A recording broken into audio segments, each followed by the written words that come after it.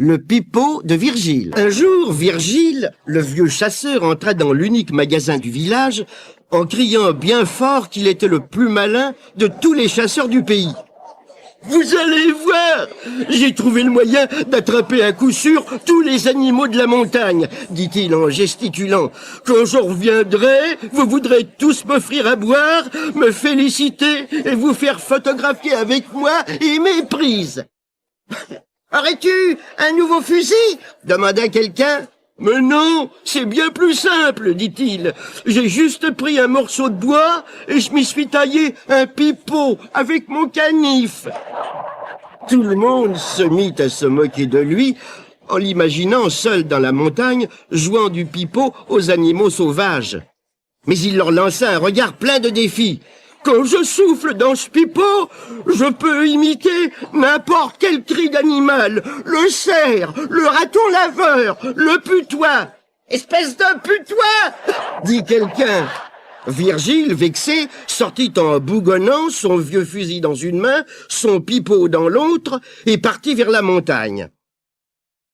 Arrivé dans la forêt, il souffla dans son pipeau et imita le cri du cerf. Un jeune cerf l'entendit et apparut. Pan! Virgile tira, mais il le manqua.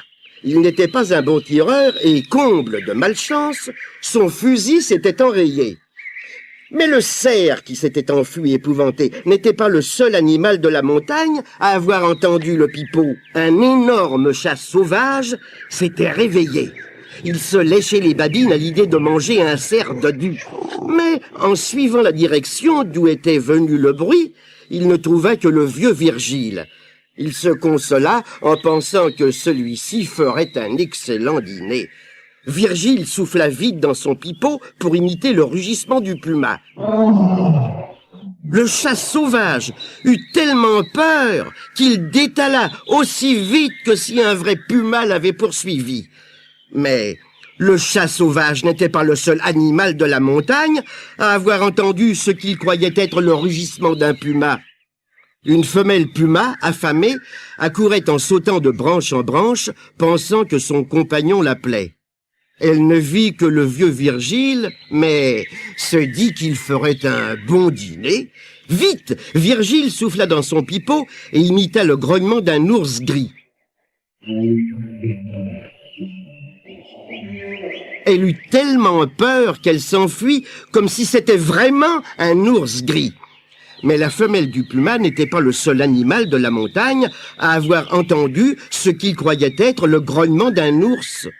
Un grand ours gris solitaire cherchait à rencontrer une ours qui lui tiendrait compagnie. Il descendit de la montagne vers l'endroit d'où venait le grognement, mais il ne trouva que Virgile qui réparait son fusil. L'ours oublia sa compagne et il sourit de tous ses crocs. Il s'approcha pour le dévorer. À cet instant, le vieux fusil de Virgile se débloqua. Un coup partit en l'air et l'ours gris effrayé s'enfuit. Virgile redescendit au village, sain et sauf, mais il ne se vanta auprès de personne de sa chasse.